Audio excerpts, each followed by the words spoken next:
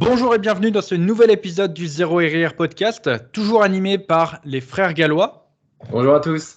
Et aujourd'hui, on va faire un podcast un peu plus court que d'habitude, avec un peu moins de questions. Donc, c'est à nouveau un podcast FAQ. Pourquoi ? Tout simplement parce que au moment où on enregistre ce podcast, je suis encore sur Budapest, mais du coup, je m'en vais très bientôt. Et du coup, malheureusement, on n'a pas le temps de faire un aussi long podcast que d'habitude.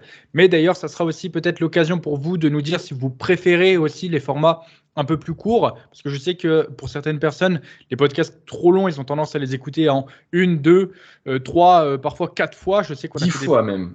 Ouais. Et les réécouter plusieurs fois même. Mais voilà, donc si vous préférez les épisodes un peu plus courts, n'hésitez pas à nous le dire, sachant qu'on a des épisodes qui vont de 40 minutes pour le plus court, je crois, jusqu'à 2h30 pour le plus long. Donc en général, on record, on parle, on répond aux questions et on ne se fixe pas de deadline, sauf cette fois-ci du coup. Donc voilà, n'hésitez pas à nous faire des retours sur la longueur des épisodes. Donc aujourd'hui, un peu moins de questions. Comme d'habitude, comme depuis la dernière fois, on va dire, je vais vous faire un petit résumé des questions. Donc, la première qu'on va traiter, c'est qu'est-ce qu'une bonne progression sur un exercice ? Car sur les réseaux, au final, tout le monde est fort et ça devient difficile de juger sa propre progression. Faut-il manger à l'instinct en PDM, en prise de masse ? Et quand faut-il privilégier l'unilatéral plutôt que le travail en bilatéral ? Mais avant, comme d'habitude, on va faire un petit retour sur nos semaines. Et Rémi, je te laisse commencer. Exactement. Petit rituel qu'on tient depuis le début et qui finalement nous permet de tenir à distance un peu notre carnet d'entraînement, notre carnet un peu de notre vie de tous les jours. Mais bientôt, Denis revient. Donc ça sera différent puisque je connaîtrai un peu plus son quotidien. Pour ce qui est du mien, donc pour ceux qui avaient suivi dans le précédent podcast, j'avais fait une semaine de déload parce que pas mal de fatigue, et puis c'était aussi une période de fête où je vadrouillais un petit peu dans ma famille, donc c'était pas évident pour on va dire pour s'entraîner aussi bien. Donc j'ai dit que je faisais une semaine de déload et cette semaine c'était le retour à la normale et tout s'est très bien passé depuis lundi. J'ai retrouvé cette hargne. Alors est-ce que c'est un effet un peu placebo? Peut-être, mais il y a quand même aussi cette envie-là qui est bien revenue, où je me sens plus frais, plus disponible, plus engageant, plus engagé aussi dans mes sets. Donc, c'est tout ce que j'attendais de ce déload, donc c'est parfait. Donc voilà, j'ai fait pull, push, legs, là, lundi, mardi, mercredi. Aujourd'hui, c'est mon jour de repos.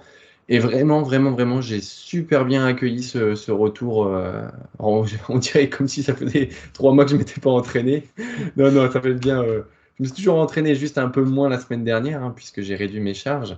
Ça pourrait être même l'occasion d'une question, ça, de parler du déload. Enfin bref, tout ça pour dire que ça m'a fait vraiment du bien. Et là, le retour à l'entraînement, on va dire, avec les séries effectives, les charges habituelles, m'ont fait extrêmement du bien. Et Ouais, toi, Big Bro? j'ai vu que tu avais chargé un peu plus que d'habitude, je crois, sur le hack. Là, tu es à combien sur le hack en ce moment ? Le hack, j'approche des 100 kilos par côté, des 5 ppс. Ah ouais, pas mal. Parce que quand tu commences à faire 5 ppс sur le hack, ça commence à pas trop rigoler. Ouais, et ce qui est bien, c'est que du coup, là, je suis au même perf que quand j'étais à 110 kilos, sachant que là, j'en fais bien 10 kilos de moins, 10-15 kilos de moins. Je me suis pas repesé dernièrement et surtout que ça fluctuait en fonction de mon PR quand j'étais très lourd. Tout ça pour dire que voilà, j'ai vraiment égalé, même dépassé maintenant les charges que j'utilisais avant avec une meilleure technique. Je descends plus, je gère mieux mes sets, même au niveau de mon gainage, je suis mieux, même dans ma tête, sur les sets, c'est plus fluide, plus cohérent. Donc vraiment que du bénéf et surtout extrêmement surpris de la forme que j'ai sur le hack. Alors, il me manque un peu d'amplitude parce que j'ai vraiment des tibias et des fémurs très longs, ce qui me fait que maintenant j'ai un repère constant en tapant sur le bas du hack. Ça me fait chier, mais je vais peut-être passer en chaussures compensées dessus. Je vais y réfléchir. Sinon, tu peux toujours rajouter des tapis, des steps, etc. pour augmenter l'amplitude. Parce Bah, que souvent, on a tendance à vouloir, rehausser au niveau des épaules, mais c'est pas ouais, toujours la solution. Parfois, ouais. il vaut mieux mettre un step ou même il y a plein de dalles dans la salle du coup où tu fais ton hack. Ça peut être l'occasion justement de se servir de ça pour se rehausser. Bah, figure-toi, j'ai essayé, j'ai mis les dalles, mais le problème des dalles, si tu t'en rappelles, elles sont épaisses, hein, elles font Je crois qu'elles font 50 mm. Ouais, elles sont Mais, balèzes. mais le truc, c'est que ça fait un peu effet chewing-gum et j'ai l'impression de m'enfoncer dedans. J'attendrai quelque chose de plus rigide. Donc j'ai testé avec les gros bumpers. On a des bumpers de 10 et de 25 qui sont du coup plus épais. Mais pareil, je sais pas, la surface me plaît pas. Ça fait vraiment trop Ouais. d'artifice. Donc j'ai pas encore trouvé le bon truc. Essaye avec un step, honnêtement. Je pense que c'est le meilleur compromis. Ouais, Je, je sais qu'il y a certaines personnes qui le font avec un step. ouais. Le problème du step, c'est que ça, avec le poids, je l'ai fait aussi. Ça fesse un petit peu. Je, Ouais, ça dépend, tu sais, avec les sécurités que tu peux mettre dessous, là, les renforts. ouais. Je pense qu'il y a moyen que tu aies suffisamment d'amplitude et que le step règle tes problèmes. Ouais, j'ai testé avec un step la dernière fois, dès que je vois avec 2 steps et puis mettre un maximum de renfort en dessous, enfin t'imagines, j'ai délocalisé tout ce que je peux pour mettre sur le hack. Enfin bref. Et Du, toi? du coup, juste ça à dire sur ta semaine, mon frère, pas grand-chose de plus. Bah non, la morale c'est que peut-être que j'avais besoin de repos, je le sentais pas forcément, et puis bah par, on va dire, pas le hasard des choses, mais par le concours de circonstances des choses, avec les fêtes, voilà, pas mal de petites choses aussi à côté, un petit peu de fatigue, bah, m'imposer une semaine de déload où j'ai fait que 4 entraînements à 75% de mes charges habituelles, ça m'a fait du bien. Et comme je disais, ce qui était important, c'est que je puisse retrouver ma hargne, vraiment cet engagement dans mes sets où je sais que je vais chercher les répétitions parce que j'en ai la capacité et que j'en ai envie, tu vois. C'est la nuance que je voulais apporter, que des fois, ça fait du bien de couper un petit peu, de réduire les charges et de repartir à fond après. Je vois. Moi, en fait, je m'attendais que dans ton retour sur ta semaine, tu allais dire bah, j'ai pensé toute la semaine au retour de mon frère, je suis très content qu'il rentre pour le voir et tout. Puis là, il a oui, je suis content d'avoir fini mon déload. Bah, si c'est comme ça, je rentre pas. Mais non, mais le truc, c'est que du coup, je me suis préparé pour ton retour et du coup, le hack, on va pouvoir le refaire ensemble. Ouais, on va pouvoir refaire du hack ensemble, mais je crois que t'es pas suffisamment fort pour pouvoir faire du hack avec moi. Ouais, bien sûr. Bien sûr. Il va revenir, il va mettre 2 plaques par côté. Non, je rigole, mais ouais, on va pouvoir reprendre quelques petits entraînements ensemble. Ça va être cool. Ouais. Du coup, ok pour ton petit retour, mon frère. De mon côté, pas grand-chose à dire, si ce n'est que du coup, donc c'est la fin de Budapest. J'ai fait mes derniers trainings là, donc juste avant le podcast, j'ai fait ma dernière séance. Donc j'ai fait une séance Upper et j'ai dit adieu à ma poulie d'angle Cybex. En fait, c'est simple, je suis resté 2 heures à la salle et pendant 1h59, j'ai fait un câlin à la poulie Cybex. Tu vois. J'ai pleuré toutes mes larmes dessus et vraiment, elle va me manquer. Si tu me demandes ce qui va le plus me manquer ici, c'est la poulie d'angle Cybex et la presse Nebula aussi. La presse Nebula, vraiment, je l'ai refaite. Je l'avais retirée de ma programmation au profit du pendulum. Du coup, donc pour ceux qui ont suivi les podcasts, j'avais eu du coup des douleurs dans le dos qui fait que j'avais enlevé tous les mouvements, et bien du coup type hack squat, pendulum, etc. Et dès que ça a été un peu mieux, donc ça fait plusieurs semaines que ça va mieux, hein, c'était même plusieurs mois. Donc j'ai repris le pendulum et du coup j'ai fait un peu moins de presse. Mais là, je me suis fait une séance plaisir, on va dire, pour ma dernière séance jambes et du coup donc j'ai refait la presse Nebula sans chaussures compensées comme ça à la One Again sans repère mais vraiment un pur kiff. C'est vrai que cette presse elle est magique même si elle accroche un peu, même si ils l'ont un peu tordue, même si elle a ses petits défauts, c'est un peu on a l'impression que c'est comme une personne, tu sais. Malgré ses petits défauts, je l'aime quand même. C'est un peu ça, hein. Tu sais, à force que à chaque fois tu t'entraînes sur les machines, c'est un peu ça. C'est comme des humains, tu apprends à les connaître, tu sais où il faut pousser correctement pour réussir ton mouvement, etc. Mais voilà, donc j'ai fait mes dernières séances. Alors je vais peut-être y retourner demain, mais juste pour faire mon cardio, je pense, parce que j'ai mon tapis de course aussi préféré là-bas. Donc lui aussi, il va falloir que je lui fasse un petit câlin, tellement j'ai usé mes chaussures dessus. Mais voilà, donc c'est la fin. Alors, très honnêtement, il y a beaucoup de personnes qui m'ont dit ça te fait quelque chose de partir? Non. Il va retrouver son frère, on a dit. Voilà, c'est ça. Voilà, parce que je vais retrouver ma sœur, je vais être content Et voilà. Non, très honnêtement, beaucoup de personnes, je pense, ont tendance à être un peu trop sentimentales. Voilà, Budapest, c'était une partie de ma vie. Je suis parti en ayant des objectifs. Je ne comptais pas revenir avant d'avoir atteint ces objectifs. Mes objectifs ont été atteints, tous. Donc je reviens, je me refixe des objectifs et ensuite en fonction, eh bien, je planifierai une nouvelle destination comme j'ai dit. Mais très honnêtement, j'ai pas, la ville ne va pas me manquer. Et puis c'est pas comme voilà, si je veux, bah, je peux toujours revenir. C'est pas un problème quoi. Donc ça va pas forcément me manquer. C'est pareil, j'ai pas, je ramène pas de souvenirs d'ici. Je vais pas acheter des trucs, tu vois. C'est que la police Ibex, elle loge pas dans la valise, quoi. Déjà, c'est ça. Et puis en supplément bagage dans la soute, ça poserait problème. Mais c'est vrai que, en fait, le seul truc que je ramène avec moi, et sans doute le plus important, c'est un Denis qui a évolué, qui a progressé et qui est différent du Denis qui est parti. C'est ça que je ramène. Et c'est pour ça que j'ai fait ce voyage. Donc au final, j'ai pas besoin de ramener d'autres choses. Il y a même certaines choses, je vois que je laisse ici. Petite anecdote, sur ma dernière séance, du coup, tout à l'heure, j'ai explosé mon shaker. Donc, heureusement que c'était sur la dernière séance. Donc, mon shaker va rester ici. J'avais mes chaussures de marche. C'est pareil, du coup. Donc, à force de marcher dans les rues de Budapest. Mes chaussures de marche. Oui, les chaussures de marche de Rémi. Pour la petite histoire, il faut savoir que, du coup, bah, je marche tous les jours énormément. Donc, plus de 20K steps. Et en fait, ce qui se passe, c'est qu'un jour, je suis tombé en rate de chaussures. C'est-à-dire que les chaussures, vraiment, je les ponce. Donc, il y a, voilà, quand on commence à voir les chaussettes, ça m'arrête pas. C'est quand vraiment je marche pieds nus que là, ça m'inquiète un peu. Et, et au bout d'un moment, donc j'avais vraiment mes anciennes chaussures, j'avais genre un trou au niveau du talon, un trou et deux trous sur l'avant du pied. Donc en fait, voilà, dès qu'il pleuvait, j'avais les pieds mouillés, c'était horrible. Toutes mes chaussettes avaient des trous, enfin c'était n'importe quoi.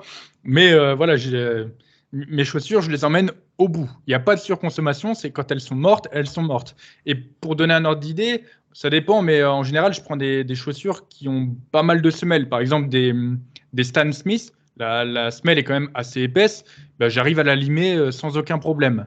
Donc, donc voilà, un jour, j'avais beaucoup trop de trous dans mes chaussures.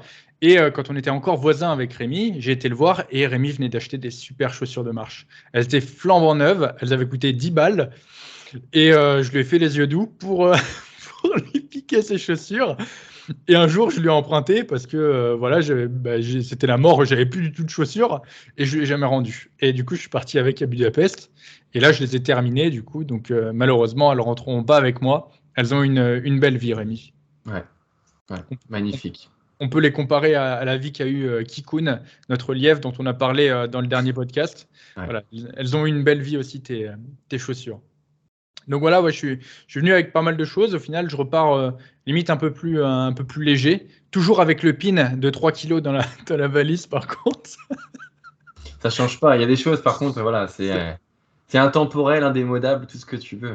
Là, en fait, je vais revenir qu'avec du matos de muscu. C'est pareil, j'avais commandé donc 3 jogging pour faire les jambes, donc dans une matière assez élastique, etc. Donc j'avais pris 3 fois le même parce que pareil, il m'avait coûté genre 6 ou 7 euros, un truc comme ça.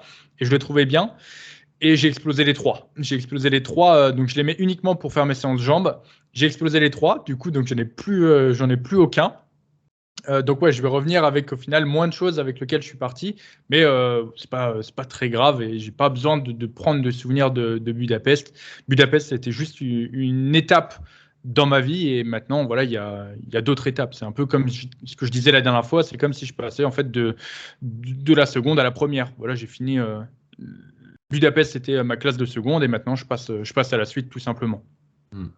Ça me fait penser à l'extrait, tu sais, dans Malcolm où t'as Dewey qui part d'un lieu et puis tu sais, il dit au revoir à tout le monde. Au revoir au revoir ça. Toi, t'as fait pareil à la salle avec la police Ibex. Au revoir police Ibex. Au revoir Presse Nebula. Au revoir. J'ai pas la ref, mais ouais, j'ai fait ça. Sachant que je fais un peu de spoil, mais du coup, donc le dernier objectif que j'avais, c'était justement de partager un peu plus de contenu sur la chaîne YouTube. Donc jusqu'ici, il y a les shorts donc je mets 2 shorts par jour en ce moment depuis pas mal de temps. Et du coup, il y a le podcast. Mais le but, c'était aussi de créer du contenu en plus, un peu différent. Et du coup, donc j'ai tourné une vidéo justement où du coup, eh bien, j'analyse toutes les machines de ma salle. Alors pour la petite anecdote, je l'ai tourné le 31 décembre, du coup. Et il était tard, je suis parti à 20h ou 19h30, je sais plus. Et en fait, la salle a fermé à 22h. Je savais même pas que la salle fermait à 22h. Je me suis fait mettre dehors comme un malpropre. Et Je crois que c'est du 24-24. Non, en fait, j'ai fait un premier test. Cette première vidéo, j'ai voulu la faire le 24. Non, j'ai voulu la faire le 25. J'ai voulu la faire le 25, sauf que le 25 matin, il y avait trop de monde. La salle était blindée, Ah donc ouais, j'ai tu pas disais pu, ça la dernière fois. j'ai pas pu filmer. Et du coup, donc là, je me suis dit, je vais y aller le 31, c'est sûr, il y aura personne. Les Hongrois, ils adorent faire la fête. J'y suis allé, il y avait 3 ou 4 personnes dans la salle. Il y avait un mec à l'accueil et du coup, il a fermé à 22h, il m'a foutu dehors. Du coup, donc au début, il y a de la lumière sur les machines et après, il n'y a plus de lumière sur les machines. J'étais avec mon flash, tu sais, en train de filmer, mais c'est pas très grave.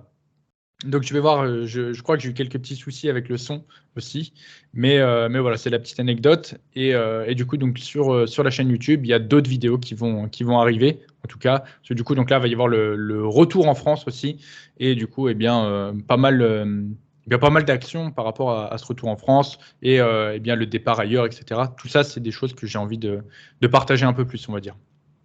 C'est vrai qu'on nous demande aussi, justement, quand on va se retrouver, de partager des entraînements ensemble. Donc, même si on n'a pas forcément la même programmation, on s'entraînera dans la même salle. Alors, si on fait pas les mêmes exercices, enfin, même peut-être que ça arrivera, hein, peut-être qu'on arrivera à tomber juste sur des exercices. Mais dans tous les cas, ouais, on essaiera de partager aussi du contenu. On essaiera de vous partager des petits entraînements entre bros. Ouais, c'est le but, si tu arrives à suivre. Bien sûr. Bien sûr, Denis. Je propose qu'on attaque les questions du coup. Ouais. Alors, la première question, c'est, du coup je te la pose Rémi. Ouais. Qu'est-ce qu'une bonne progression? On va commencer déjà par qu'est-ce qu'une bonne progression?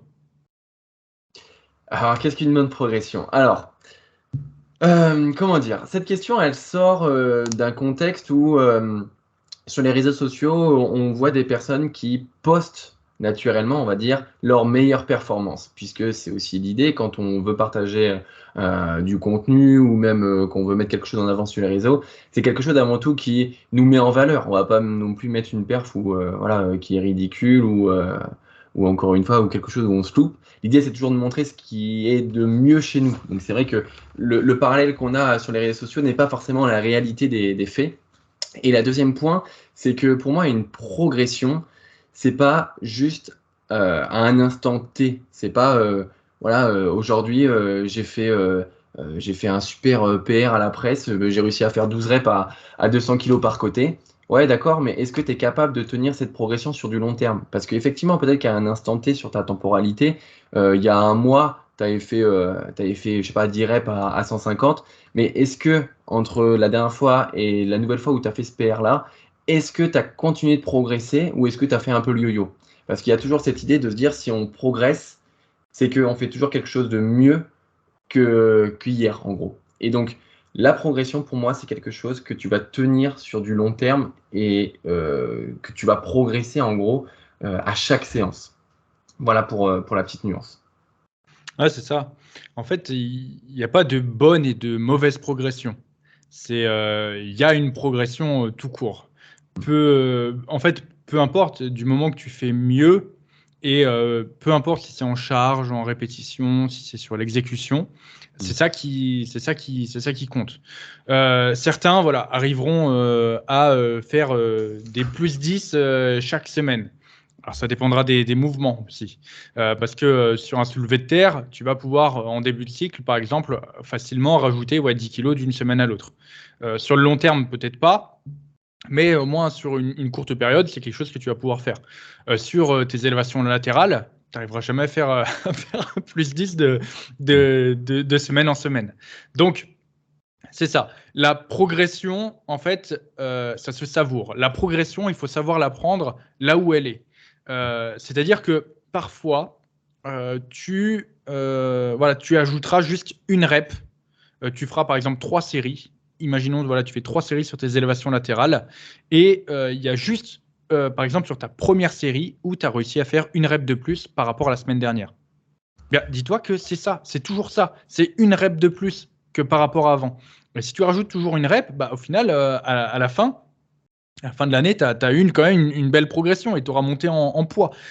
Pareil, il y a certaines personnes qui voilà, ont l'impression de ne pas progresser parce que d'une semaine à l'autre, ils vont faire voilà, la même performance. Par exemple, je sais pas, 12 reps à 80 au développé couché et la semaine d'après, ils font 12 reps à 80 au développé couché. Mais encore une fois, il faut regarder le mouvement. Est-ce que sur tes 12 reps à 80 kg, tu n'as pas eu un meilleur contrôle, une meilleure trajectoire, une meilleure technique, en fait, tout simplement, qui fait que, du coup, tu t'es amélioré aussi. Il faut, en fait, voilà, c'est vrai qu'aujourd'hui, en fait, comme disait Rémi parlait des réseaux où il disait, oui, on voit des personnes qui font des grosses barres, etc. Ça devient un peu banalisé que maintenant, voilà, les 100 kilos développés couchés, ce qui était énorme avant. Donc pour moi, c'était les 3 plaques de 15. Donc ceux qui auront la rêve des précédents podcasts, voilà, il y avait personne qui mettait 3 plaques de 15 avec la barre de 10. Ça se comptait vraiment sur les doigts d'une main. Aujourd'hui, avec les réseaux, en fait, eh bien, tu en vois partout parce que aussi c'est vachement plus facile d'être mis en avant. Et puis les réseaux, donc moi je publie beaucoup et au final j'arrive maintenant à savoir un peu ce qui fonctionne. Et c'est sûr que quelqu'un qui met une barre à 200 kilos, eh bien ça impressionne plus, ça marche beaucoup plus que quelqu'un qui va mettre une barre à 60 kilos. Pourquoi? C'est parce que c'est waouh, ça impressionne les gens, etc. Les gens l'envoient plus facilement, les gens ont tendance à commenter plus facilement, etc. Du coup, ce genre de vidéo-là est beaucoup plus mise en avant. C'est comme les personnes qui ont un très bon physique, eh bien ces personnes-là seront toujours beaucoup plus mises en avant parce que ça entraînera beaucoup plus de réactions que du coup les personnes qui ont un moins bon physique. Et c'est toujours ça, en fait, on voit qu'une partie de l'iceberg. La plupart des gens, en fait, en salle de sport, c'est ça. C'est tu as 99% des gens, voilà, tu les vois dans la rue, tu n'as pas l'impression qu'ils font de la muscu. Il y a un faible pourcentage qui, eh bien, du coup, est musclé, ça se voit qu'ils font de la muscu. Sauf que, bah, du coup, d'une, c'est ce faible pourcentage qui a beaucoup plus de chances d'être sur les réseaux et donc de poster du contenu. Et c'est ce faible pourcentage aussi qui a, eh bien, sur les réseaux, vu comme ils ont des résultats et que ça impressionne les gens, eh bien, qui ont des chances d'être mis en avant. C'est sûr que si quelqu'un de lambda, eh bien, poste une performance, bah, du coup, un peu, voilà, une performance de débutant, parce qu'on commence tous quelque part. Au final, si quelqu'un monte du développé couché avec une barre à vide, ça n'impressionne pas les gens et du coup, ça ne fait pas de vues. Mais effectivement, moi, j'ai fait une vidéo sur ma vidéo de 400 kg hip thrust. Elle a fait de la vue, hein. Je te dis qu'elle a fait des vues parce que voilà, c'est quelque chose que tu vois pas tout le temps. C'est impressionnant. Il y a des extenders sur la barre, etc. Et c'est pareil. Une barre à 200 kg au squat, bah, c'est pas commun quand même. Les gens se rendent bien compte que tu vas dans ta salle, tu regardes, il y a très peu de personnes qui squattent à 200. Donc c'est sûr que sur les réseaux, c'est banalisé parce que si tu scrolles, tu vois que des personnes au final qui mettent 200, 250, 300 kilos, etc. sur leur mouvement parce que c'est ce genre de vidéo qui est mise en avant, parce que c'est ce genre de vidéo auquel les gens réagissent, mais c'est pas la réalité. Donc déjà, il faut un peu se reconnecter. Et comme je dis, dans la réalité, la progression, ça se savoure. Comme je dis, ça fait pas. Enfin, il n'y a pas une séance où je ne progresse pas. Il n'y a pas une séance où je ne fais pas mieux que la séance d'avant. Et les gens ont tendance à me dire, mais comment tu fais, etc. Bah, parce que voilà, je savoure la progression. Il y a 1,25 kg en plus sur mon mouvement. C'est pas grand-chose, mais c'est toujours ça. Parfois, c'est même 0,25 kg. Parfois, c'est même 0,5 kg. Mais tu te rends pas compte, mais 0,5 kg sur, par exemple, ton développé couché, tu les sens même pas. Mais du coup, si tu les ajoutes eh bien, de chaque côté, ça te fait 1 kg. Et si du coup, chaque semaine, tu ajoutes des petits disques de 0,5, eh bien, à la fin de l'année, tu as 52 kg en plus sur ta barre. Je ne sais pas si tu te rends compte, mais si aujourd'hui, mettons, tu es à 50 kg, si tu fais ça, à la fin de l'année, tu es à 100 kg. Donc, c'est énorme. Mais voilà, il faut reposer les pieds sur terre et prendre la progression là où elle est. Si par contre, effectivement, tu as du mal, tu ne progresses pas en charge, en répétition, au niveau de ta technique, c'est que par contre, il y a quelque chose qui ne va pas. Mais donc, ça peut être, il y a tellement de facteurs possibles. Ça peut être la diète, l'entraînement, l'exécution, la récupération. En plus, en général, c'est jamais un seul facteur qui C'est pose généralement problème. multifactoriel, bien sûr. C'est ça, c'est toujours multifactoriel. Donc, voilà, si tu n'arrives pas à progresser, c'est qu'il y a une couille quelque part. Mais par contre, si tu fais les choses bien, eh bien, tu dois progresser à chaque séance. Mais par contre, effectivement, ne t'attends pas à faire des jumps de plus 10 kilos, plus 5 kilos à chaque entraînement. Non, mais c'est clair. Comme tu le disais, il y a effectivement cette idée de faire une progression sur du long terme. Et le deuxième point, c'est de faire une progression générale. Tu peux effectivement progresser uniquement sur ton développé couché, mais par contre, pas progresser sur les cuisses, sur le dos, sur les mollets. Ça, c'est pas vraiment une progression. Enfin, sauf si ton objectif, c'est vraiment que le développé couché. Mais bon, si vous écoutez ce podcast, c'est que vous êtes un peu dans cette optique de développer votre physique dans sa globalité. Donc, pensez long terme et pensez général. Une progression de quelques kilos, de quelques répétitions, d'un meilleur contrôle, comme l'a dit Denis, sur des extensions mollets, par exemple, ça reste une progression. C'est la somme de toutes ces progressions mis bout à bout qui vont faire que vous aurez une progression globale et que votre physique, du coup, sera impacté par cette progression. Donc voilà, faut bien sûr voir là où vous progressez. C'est sûr que si vous progressez sur le développé couché, ça on l'avait dit, les gens sont vraiment matrixés par leur progression développé couché. Mais par contre, s'ils bloquent un jour sur leur développé couché, mais qu'ils continuent de progresser sur leurs autres exercices pour le dos, pour les cuisses, ils verront que le mal. Ils diront oh, purée, je progresse pas parce que c'est mon développé couché qui est impacté et du coup c'est lui qui est, on va dire, la piédestale à toute la programmation. Donc non, pensée générale, une progression, c'est à la fois vos exercices pour les pecs, les bras, le dos, enfin bref, tout le corps, vous l'aurez compris. Il y a aussi une autre progression, la progression au niveau de votre physique. Si vous êtes dans le cadre d'un déficit calorique, vous cherchez à perdre du poids, à améliorer un petit peu votre visuel, mais que sur vos performances, vous augmentez ou vous stagnez très légèrement, et bien pensez quand même progression. Parce que progression au niveau de votre poids de corps, si votre poids de corps diminue mais que vos performances augmentent très légèrement ou stagnent, et ben ça fera quand même une progression au bout du compte par rapport à votre poids de corps. C'est assez intéressant ce que tu dis, Rémi, parce que dans la progression, on s'est focalisé uniquement sur la progression autour de l'entraînement. Ouais. Parce que c'était autour de ça qu'en fait la question était orientée. Mais en réalité, ce qui se passe, c'est que l'évolution à l'entraînement, c'est un seul des indicateurs de la progression. Tout à fait. Je vois par exemple, donc hier j'ai tourné des check-ins pour des personnes que j'ai en suivi. Et en général, je me base sur plusieurs indicateurs. Le premier, c'est l'évolution du poids et toutes les données du coup qui vont avec. Alors pour pas développer plus et prendre plus de temps, je vais juste parler du poids. Donc en général, j'utilise le poids comme indicateur. J'utilise l'évolution des performances. J'utilise les mensurations et le rendu visuel. Et en fait, c'est-à-dire qu'il y a une stagnation à partir du moment où ces quatre indicateurs n'évoluent pas. Parce que, et après, ça va bien sûr dépendre de l'objectif. C'est sûr que, par exemple, dans un objectif de recomposition corporelle, le poids ne va pas bouger, par exemple, mais les autres indicateurs vont bouger.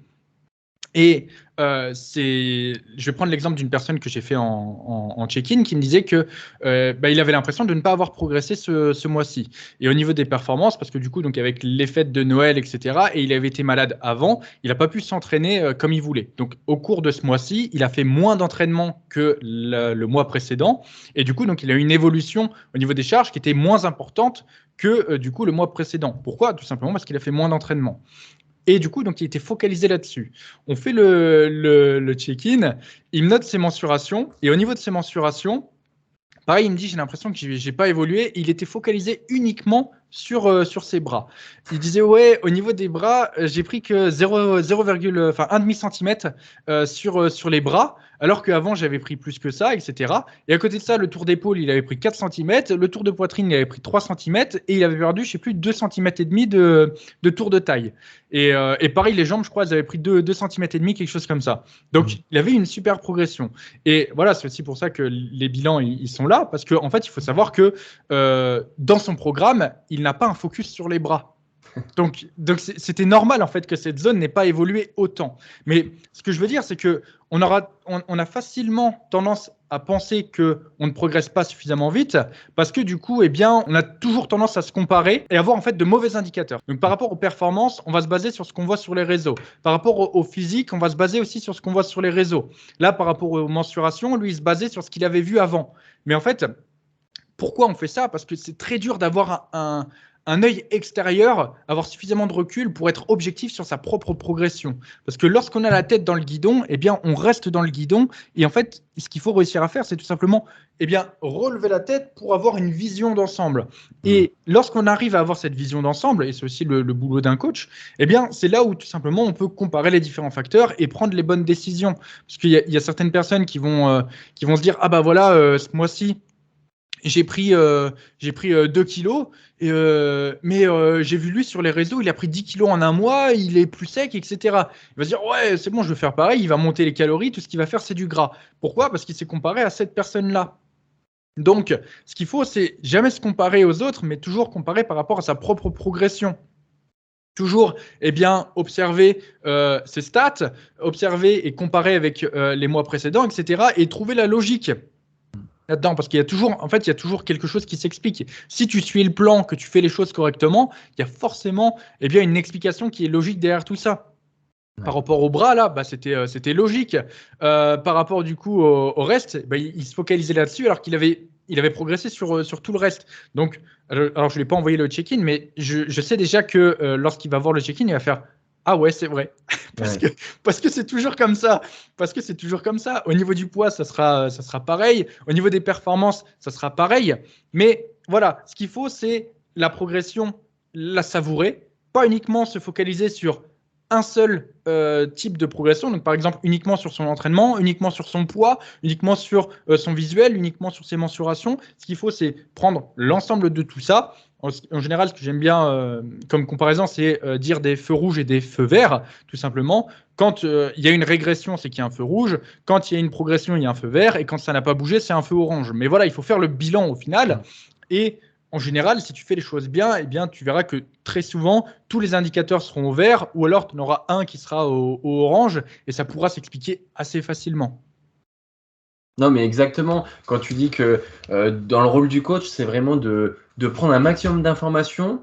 Et puis dans notre rôle après, c'est de comparer, d'analyser. Alors moi, je suis assez matrixé par ça, j'adore les données. Donc c'est vrai que à mes suivis, je leur fais des tableaux, des graphiques, des diagrammes, tout ça, plein de trucs pour qu'ils comprennent aussi que toutes leurs données, elles ont un sens. Et surtout, quand elles sont bien analysées, on peut en faire de super interprétations. Donc, c'est vrai que l'exemple que tu as donné de ton suivi, là, qui a perdu du poids, mais qui a pris aussi des bras, même si c'est 0,5, c'est énorme. Et il m'arrivait exactement la même chose avec Mika, un de mes suivis. S'il passe par là, je lui passe le bonjour. Il voulait absolument faire un focus sur ses bras et sur ses épaules parce que c'était l'objectif du programme. Mais par contre, il ne voulait pas prendre autant au niveau des cuisses. Donc, parce qu'il a quand même une très grosse génétique à cuisse et il prend assez facilement. Donc c'est vrai qu'on avait fait un programme axé sur les épaules et les bras et du coup on avait diminué le volume sur le bas du corps tout en faisant un focus sur la chaîne postérieure basse.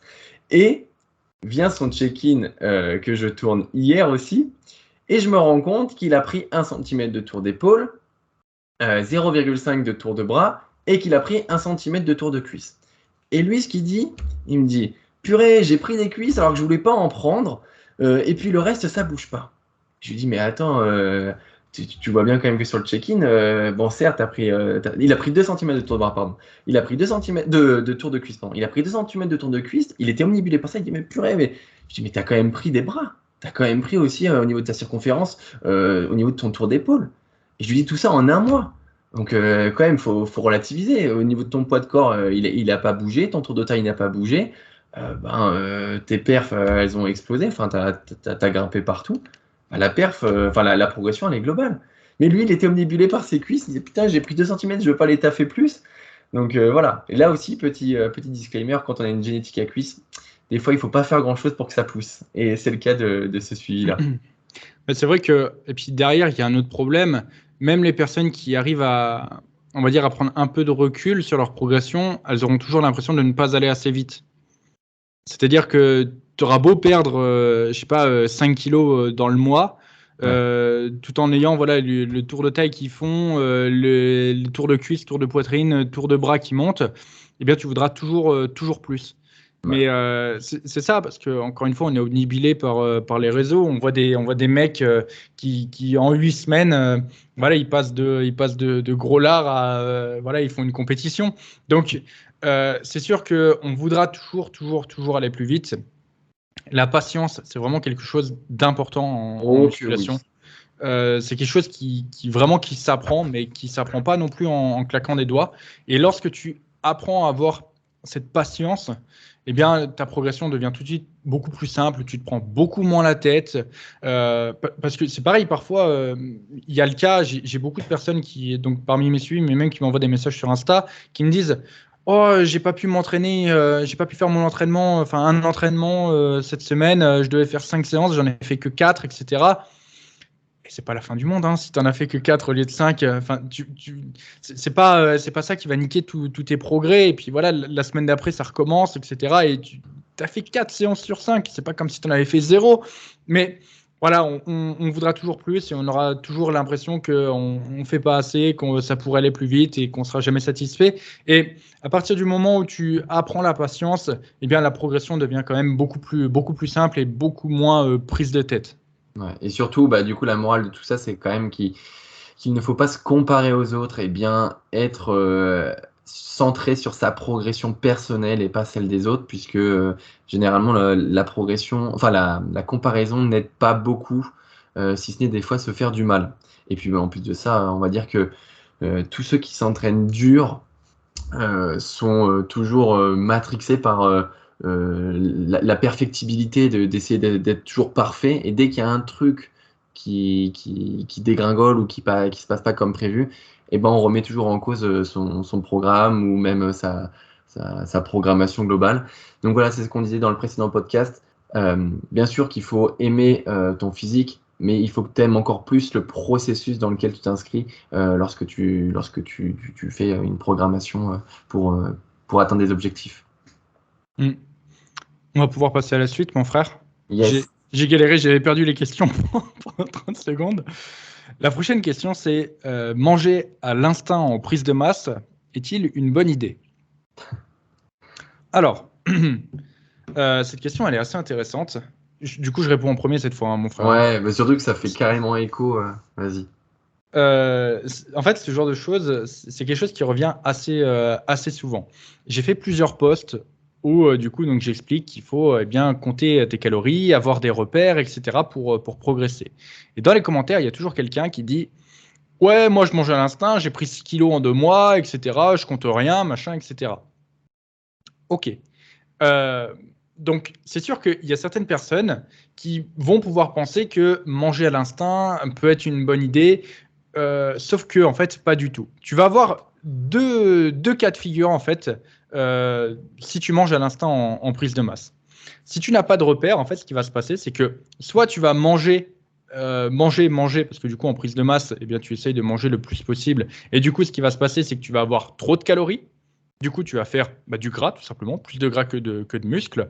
En plus de ça, ceux qui mangent à l'instinct, en général, ils ont tendance à pas avoir des aliments top, quoi. La prise de masse au granola, on vous voit. Et du coup, en ce qui concerne l'autre cas de figure, c'est tout simplement, eh bien, tu vas manger à l'instinct, mais tu ne vas pas manger suffisamment. Ce qui fait que tu ne seras pas en surplus calorique et ton poids ne va pas bouger. Ce qu'il faut, en fait, pour progresser, c'est avoir des repères. Voilà. Plus tu as de repères et moins tu fais les choses au hasard. Parce qu'en fait, c'est pour ça que je traque absolument toutes mes données. Et j'en ai déjà parlé dans les premiers épisodes. C'est que c'est très simple. Quand tu traques toutes tes données et que du coup, il y a un feu qui passe au orange ou au rouge, comme je parlais précédemment, en fait, tu as toute la liste des données. Ce qui fait que tu as juste à analyser et hop, tu vois où est le problème. Et même, en fait, l'avantage de ça, c'est que avant que ton feu il arrive au rouge ou au orange, tu peux prévoir les choses au vu du coup des données que tu traques, parce que tu as de la data, tu peux voir, comparer et suivre l'évolution, etc. Après, tu as plein d'outils statistiques, etc. pour pouvoir prévoir les choses, et du coup, tu sais comment les adapter. Si tu n'as aucun repère, Comment tu fais pour savoir quand tu dois augmenter tes calories? Comment tu fais pour savoir quand tu dois les diminuer, etc. Ça ne fonctionne pas. Ça va fonctionner peut-être un temps, mais ça ne va pas fonctionner tout le temps. En général, les personnes qui progressent comme ça à l'instinct, par exemple, qui arrivent à prendre du poids sans peser, sans avoir de repères, c'est que par exemple, ils vont avoir une alimentation, on va dire, de personnes lambda. Donc le matin, ils vont manger, je sais pas, un peu du pain, confiture, beurre. C'est ce qui revient souvent chez les Français en général. À midi, ils vont manger un peu la nourriture de maman. Ils vont pas forcément faire de collation. Et le soir, eh bien, du coup, ils vont pareil manger la nourriture de maman. Ensuite, ils se disent, bah, tiens, je vais commencer une prise de masse. Le matin, en général, ils vont ajouter une source de protéines. Donc, il va y avoir des apports en plus. Ils vont ajouter une collation, il va y avoir des apports en plus. Et puis aussi, ils vont un peu plus lécher les plats que maman, elle fait. Donc, effectivement, par rapport à avant, eh bien, il va y avoir un apport en calories qui va être plus important. Mais il n'y a toujours pas de repère. Et ça, du coup, ça va marcher un temps. Mais ça va pas marcher tout le temps. Tu verras jamais quelqu'un qui prend 40 kilos de muscles en mangeant à l'instinct. Et la base de tout, c'est justement d'avoir des repères. Lorsque tu as des repères, tu peux modifier les choses, tu peux comprendre les choses, tu peux analyser les choses. Et surtout, tu peux limiter les dégâts, tu peux limiter le gras sur ta prise de masse, tu peux choisir la vitesse à laquelle tu vas perdre du gras, tu peux choisir la vitesse à laquelle tu vas prendre du muscle. Tout ça, c'est parce qu'en fait, tu es le maître de tes données. Et tu fais pas ta progression, en fait, elle est pas due au hasard. C'est comme lorsque tu appliques des bonnes méthodes d'entraînement. Tu sais déjà que tu finis ta séance et tu sais déjà que la semaine d'après, eh bien, tu vas faire mieux. Pourquoi? Parce que tu sais que eh bien, tout est optimisé, rien n'est au hasard et tout est optimisé pour que eh bien, tu arrives à cet objectif-là. Donc, si tu fais les choses au hasard, que du coup, tu n'as pas de diète, que ton programme, il n'est pas réfléchi, que tu le changes chaque semaine, que tu notes même pas tes poids d'une semaine à l'autre, tu ne te souviens même pas les charges que tu as mis, comment tu vas avoir une progression sérieuse et une progression rapide? Parce que, effectivement, on parlait de la rapidité de la progression. La musculation, c'est un sport où tu progresses lentement. Donc, déjà, tu progresses très lentement, mais en ne traquant rien, en n'ayant aucun repère, eh bien, tu ralentis encore plus ta progression. Donc pourquoi tu fais ça? Et après, derrière, tu vas te plaindre de ne pas progresser suffisamment vite. Et quand tu vas scroller sur les réseaux, tu vas voir quelqu'un qui progresse vite. Et puis tu vas mettre dans les commentaires, oui, il est dopé. donc non, c'est pas comme ça que ça marche. Donc, fais les choses correctement et tu verras que tu progresseras toi aussi rapidement. Non, mais nickel, hein, de toute façon, les gens nous connaissent, ils savent très bien que le hasard, on n'aime pas ça et surtout, on le met très loin de nous. Donc, on essaye, comme tu l'as dit, de mettre un maximum de data. On met un maximum de data sur tout ce qu'on peut traquer et c'est le plus important. Et puis, je veux dire, comme tu l'as dit, le plus important, c'est de comprendre le processus. Si tu prends du poids, mais sans savoir à combien t'es, etc., comment veux-tu après faire des régulations, ajuster, modifier les choses? C'est hyper important. Et puis même, il y a aussi autre chose, c'est le mot instinct, ça veut dire hasard, on est bien d'accord, mais quand tu fais quelque chose de hasardeux, il y a aussi l'effet inverse de se dire, bah, peut-être que je vais faire un truc qui est pas bien. Comme tu le disais, faire une prise de masse avec des trucs qui sont pas sains, qui sont pas des aliments bruts, qui sont voilà, hyper transformés, c'est pas l'intérêt. En plus de ça, généralement, voilà, ceux qui font des prises de masse comme ça à outrance, elles vont faire des yo-yo énormes. Elles vont prendre beaucoup de poids après avoir élevé des plateaux peut-être, et elles vont faire des irrégularités au niveau de leur pesée, ce qui est incohérent au possible lorsqu'on cherche à progresser. Comme on l'a dit, ce qu'il faut, c'est une constante, c'est-à-dire essayer d'avoir un maximum de données fixes, de données stables, pour être sûr d'avancer et de monter de manière linéaire. Enfin, c'est vers quoi on tend. Bah, c'est surtout qu'en fait, il y a autre chose qui est important pour progresser, quel que soit ton objectif, c'est d'avoir une structure dans ton alimentation. Ouais. La plupart des personnes qui vont manger à l'instinct ne vont pas avoir de structure dans leur alimentation, vont manger en fait un peu tout ce qui passe, etc., pour avoir leurs calories, machin, etc. Ouais. Et lorsque tu n'as pas de structure, tu ne peux pas faire avancer les choses et tu n'as pas forcément aussi de bonnes habitudes alimentaires. Ce qui fait que même après, si tu arrêtes la muscu, tu ne vas pas avoir de bonnes habitudes alimentaires. ça risque de mal se passer, on va dire, par la suite. Alors que si tu es habitué à avoir une structure, etc., c'est quelque chose que, même si tu arrêtes la muscu, tu auras toujours voilà, cette structure, avoir des légumes, avoir des sources de glucides, avoir des sources de protéines. Et puis surtout, en fait, tu te seras un peu intéressé au processus, donc tu sauras quel aliment va t'apporter quoi, etc. Tu sauras, en fait, tout simplement comment manger. Parce que là, on est sur un podcast muscu, donc la plupart des gens s'intéressent à la diète. Moi, j'ai travaillé du coup donc en hôpitaux, centre de l'obésité, machin, etc. Voilà, j'ai eu mon cabinet. Mais les personnes qui venaient me voir, qui étaient non sportives, il y en a aucune qui savait s'alimenter correctement. Exactement, Donc, ouais. c'est une très faible minorité de personnes qui sait ce que c'est, on va dire, l'équilibre alimentaire, le fait d'avoir une structure. Parce que, en fait, la muscu, c'est quoi? C'est tout simplement avoir une alimentation équilibrée de base, et ensuite tu vas faire varier les quantités. Mais la personne qui ne fait pas de muscu doit avoir une alimentation équilibrée et avec des quantités adaptées à elle. C'est juste qu'en muscu, voilà, on va essayer d'avoir un quota de protéines un peu plus important, des apports énergétiques un peu plus importants, etc. La personne lambda, n'importe qui aujourd'hui, doit avoir une alimentation correcte, une alimentation équilibrée pour sa santé. Pour sa santé, parce que bien avant la musculation, il faut penser nutrition pour santé. Avant de penser à ton objectif, avant de penser à progresser, il faut d'abord penser à sa santé. Et c'est ça qui est le plus important. Ouais. Donc, effectivement, ce genre de personne ne va pas mettre en place des bonnes habitudes et derrière, ça ne se passera pas bien. Ça ne se passera pas bien. Parce que en fait, c'est le schéma classique. Hein. Ce genre de personnes, j'en ai vu pareil un paquet. Voilà, ils font ça. Ensuite, ils se plaignent de ne pas progresser. Du coup, ça ne les encourage pas à aller à la salle. Enfin, ils perdent leur motivation. Pourquoi? Parce qu'ils ne progressent pas. Ils ont l'impression de faire tout ça pour rien, alors qu'au final, ils ne font pas grand-chose. Hein. Et du coup, ils finissent par arrêter. Et voilà, on se trouve avec des personnes qui se sont soit suralimentées pour rien et qui, derrière, ont gardé, pour certains, parfois, vont développer des troubles, ce genre de choses. Et au final, voilà, ils vont pas, derrière, ils vont avoir de mauvaises habitudes alimentaires et ça va mal se passer. Donc, effectivement, c'est pas la meilleure des choses de manger à l'instinct. L'idée, c'est d'avoir des repères. Encore une fois, tu n'es pas obligé de toujours tout peser. Tu peux avoir des repères. J'ai certaines personnes qui ne peuvent pas toujours peser correctement, etc. Ou qui sont en déplacement. Il y a une technique très simple. Moi, j'appelle ça le verre à riz, par exemple. Tu prends ton riz. Tu sais qu'il te faut, je sais pas, genre 80 grammes, où tu fais plusieurs traits hein, sur ton truc, et tu pèses 80 grammes, tu fais un trait. Hop, tu sais que là, il y a 80 grammes. Ensuite, en dessous, tu veux 50 grammes, hop, tu fais 50 grammes. Comme ça, tu essayes de faire des trucs intelligents. Soit tu mets 10, soit tu mets 20, pour voilà, pouvoir compléter aussi si tu as une quantité qui est entre. Tu fais pareil pour les pâtes, tu fais pareil pour tous les aliments, on va dire, du quotidien, et comme ça, tu n'es pas obligé toujours de peser. Et autre chose aussi, c'est que tu verras, à force de peser, et du coup donc de suivre une diète au final, tu verras que ta quantité, moi aujourd'hui, tu me bandes les yeux, comme ça, tu me dis, tu me mets 1,5 kg de pommes de terre, je te les prends, je te fais 1,5 kg parfaitement. Pareil pour le riz, pareil pour tous les aliments que tu veux. Pourquoi? Parce que j'ai l'habitude. Et en fait, c'est simple. J'ai pesé pendant tellement longtemps, j'ai tellement l'habitude que, bon, aujourd'hui, je me sers quand même de ma balance, mais parfois, tu sais, c'est limite un jeu. Tu fais, tiens, verse. J'ai exactement ce jeu. Tu fais, hop, à 1 gramme près, tu vois.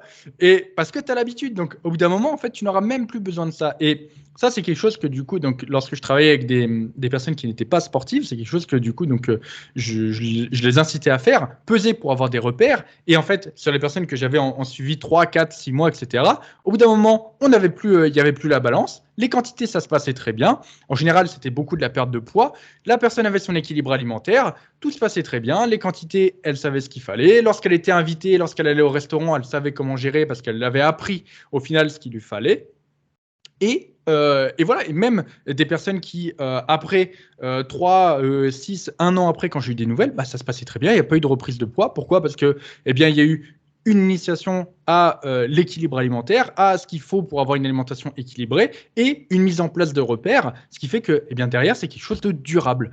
Et la personne derrière, il y a eu aussi une transmission de connaissances qui fait que si par exemple, elle mange un peu plus parce qu'elle part en vacances, elle saura comment adapter ses quantités pour, eh bien, du coup, perdre, par exemple, le poids qu'elle aura pris pendant, je sais pas, 6 semaines ou de vacances, quoi. Donc, tout ça, voilà, c'est à partir du moment où tu as une structure, tout est nickel et tout se passe bien. Si tu n'as pas de structure, si tu n'as pas de repère, bah, tu vas droit dans le mur.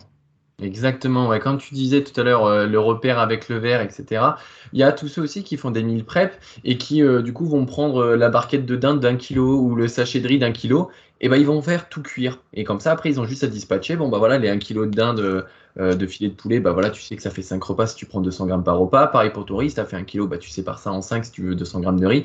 Faites-vous un maximum de repères. Et le petit jeu de, allez, on essaie de deviner le poids exact, ça c'est un de mes jeux favoris. Voilà.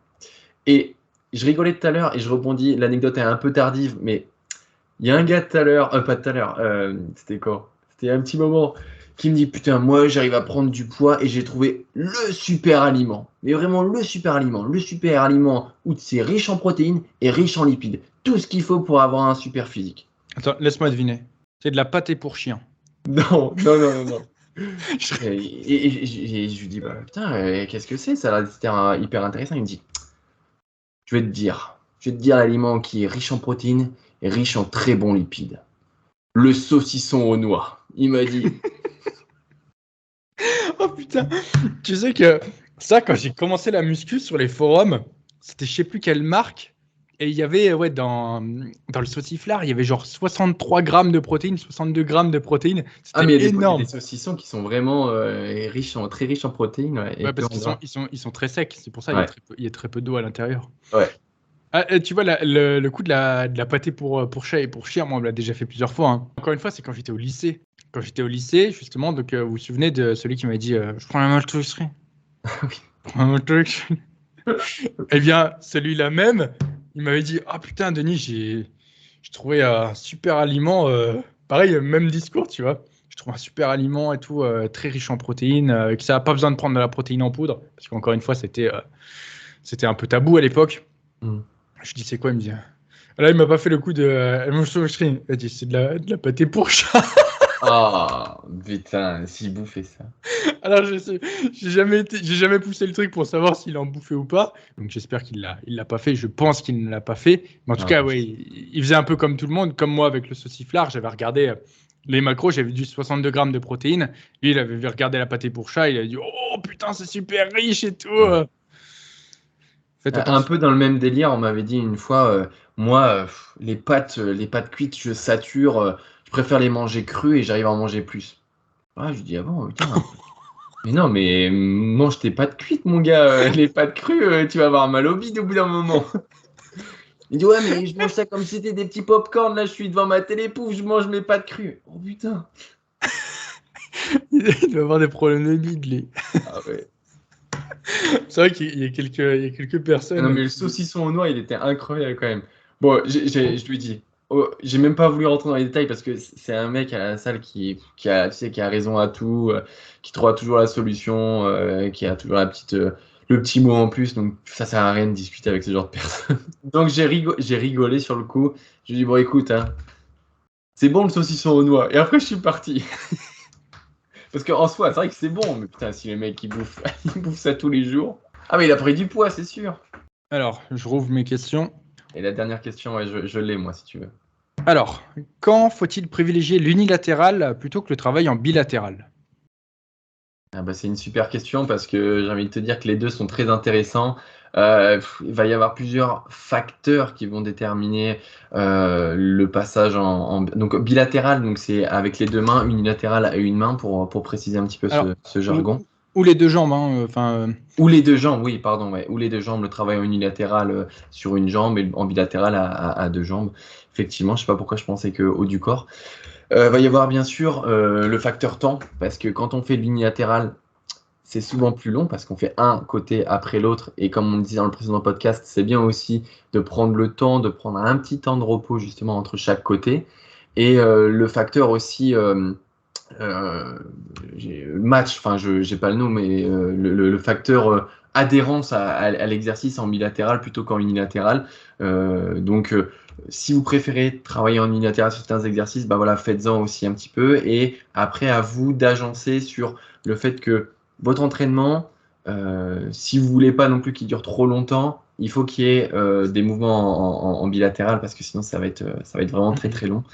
Donc voilà. Après, en termes d'exercice, comme je l'ai dit, c'est assez personnel, donc il n'y aura pas de listing d'exercices à faire plus en unilatéral plutôt qu'en bilatéral. Ça sera plus une question d'affinité entre vous et l'exercice. Après, pour ceux qui veulent des exemples, moi par exemple, je sais que j'aime bien travailler à la poulie en unilatéral pour travailler le faisceau latéral postérieur de l'épaule. Après, j'aime bien aussi travailler en unilatéral pour des exercices pour le dos. C'est quelque chose, voilà, surtout pour le travail sur le grand dorsal qui, je trouve, est plus efficace, plus facile à obtenir, enfin, du moins, le recrutement est plus facile à obtenir en unilatéral. Mais encore une fois, toutes mes séances ne sont pas uniquement basées sur le unilatéral. J'ai beaucoup d'exercices en bilatéral parce que sinon, voilà, mes séances dureraient très longtemps. Donc, c'est un choix que vous devez faire en fonction de l'exercice, en fonction de l'adhérence avec celui-ci. Ouais, c'est assez intéressant, tu as bien résumé les choses. Je pense qu'en fait, pour savoir si tu dois faire un exercice en unilatéral ou en bilatéral, il faut tout simplement faire les bénéfices et enfin, les avantages et les inconvénients tout simplement de ce que va t'apporter de faire le mouvement en unilatéral ou pas. Comme l'a dit Rémi, faire un mouvement unilatéral, ça prend beaucoup de temps et ça prend aussi beaucoup d'énergie. Ouais. Je vais prendre l'exemple de la presse, donc la presse casseuse de dents. Donc celle sur laquelle je me suis pété la dent. Quand j'ai sur mon set sur lequel je me suis pété la dent, donc c'était une série en unilatéral où j'ai commencé par mon côté gauche et ensuite j'ai fait mon côté droit. Eh bien, après m'être pété la dent, je vous avoue que j'étais pas, voilà, le set à droite, j'avais pas envie de le faire. J'avais vraiment pas envie de le faire, mais du coup, voilà, j'étais cramé et je devais le faire. Donc, effectivement, ça prend énormément d'énergie et ça prend beaucoup plus de temps parce que sur cette presse-là, cette presse, putain, qu'est-ce qu'elle était dure. Il me fallait au moins 4-5 minutes de repos entre chaque côté pour du coup, donc, faire l'exo. Donc, effectivement, beaucoup plus de temps en plus sur la séance et beaucoup plus d'énergie. Ça, on va dire que ça va être les deux inconvénients principaux. Ensuite, il va y avoir quand même des avantages. Le travail en unilatéral, ça va déjà t'apporter la possibilité de travailler avec plus de stabilité. Pourquoi ? Parce que par exemple, sur un mouvement où tu vas utiliser qu'un seul bras, eh bien, tu vas pouvoir utiliser l'autre pour te stabiliser. Sur un mouvement avec une seule jambe, c'est pareil, tu vas pouvoir utiliser l'autre pour te stabiliser. Et donc, plus de stabilité égale plus de force, et plus de force égale plus de muscles, mais aussi une série plus fatigante. Donc, ça, c'est le premier avantage. Le deuxième avantage, c'est que ça peut te permettre aussi d'avoir plus d'amplitude. Sur certains mouvements, je prends l'exemple de l'arrière d'épaule, par exemple à la poulie. Si je le fais en bilatéral, eh bien, mon amplitude maximale, c'est lorsque mes deux mains se rejoignent. Si du coup je le fais en unilatéral, eh bien, je vais pouvoir emmener mon bras, le croiser et vraiment aller chercher l'étirement maximal sur mon arrière d'épaule. Pareil du coup pour tout ce qui va être grand dorsal dont Rémi parlait tout à l'heure. Eh bien, du coup, ça va te permettre de, par exemple, eh bien, te toucher un peu sur le côté, te tourner un peu et du coup avoir un meilleur étirement sur le grand dorsal. Autre chose, ça va te permettre aussi de pouvoir connecter un peu mieux avec ton muscle. C'est-à-dire que, encore une fois, on va prendre le cas du grand dorsal. Si tu as du mal à recruter ton grand dorsal, eh bien, tu vas pouvoir utiliser ton autre main pour te stabiliser, mais aussi pour poser ta main sur ton muscle pour améliorer aussi le recrutement de ton côté qui est en train de travailler. Donc, ça peut être aussi une bonne stratégie pour les points faibles. Donc, il y a quand même pas mal d'avantages. Et il y a aussi des inconvénients. Ce qu'il faut, c'est faire le pour et le contre. Au niveau des mouvements en unilatéral, en général, c'est souvent les mouvements pour le dos, pour les jambes, etc. qui reviennent, mais on peut aussi le faire sur les pecs, sachant que tous les exos ne vont pas se prêter non plus trop au travail en unilatéral. Parce qu'on prend l'exemple du développé couché aux haltères, mettons, parce qu'à la barre, ça sera impossible. Eh bien, le faire en unilatéral, ça va être contre-productif, dans le sens où si tu le fais en unilatéral, tu vas devoir te tenir après le banc et tu vas plus perdre en stabilité qu'en gagner. Ouais. Autre chose, sur certains mouvements, il y a beaucoup de personnes qui vont faire des chest press sur le côté aussi, etc. C'est pareil, ça va leur faire plus perdre en stabilité qu'autre chose. Ce qui fait que ça ne va pas forcément être une bonne idée sur ce mouvement. Donc, soyez sûr que sur le mouvement que vous utilisez, enfin que vous choisissez pour travailler en unilatéral, eh bien, vous y gagnez des avantages. Parce que moi, je vois trop de personnes, enfin, c'était surtout en France, je le vois pas ici, mais tu sais, de côté, là, sur les chest press, à faire des petits mouvements comme ça, là. Tu sais, t'es tout tourné et au final, quand la charge redescend, dès que t'es un peu lourd, eh bien, en fait, t'as pas d'étirement parce que c'est ton buste qui tourne. Et Voilà, ensuite, c'est la torsion de ton tronc qui fait que, ouais. c'est ça. Et au moment de repousser, eh bien, en fait, c'est que tu tords de l'autre côté. Alors, ça peut être possible de travailler en unilatéral sur machine, notamment sur les pecs, mais il faut savoir le faire et la plupart des gens auront beaucoup plus d'avantages à travailler en bilatéral sur ce genre de mouvement. Donc, voilà, au final, je ne sais plus ce que c'était la question. Est-ce qu'il faut travailler. Non, quand est-ce qu'il faut privilégier l'unilatéral? Eh bien, privilégier l'unilatéral, par exemple, sur un point faible. Ça peut être une bonne stratégie. Sur un point faible, comme je l'ai dit, le fait d'avoir plus de stabilité, etc.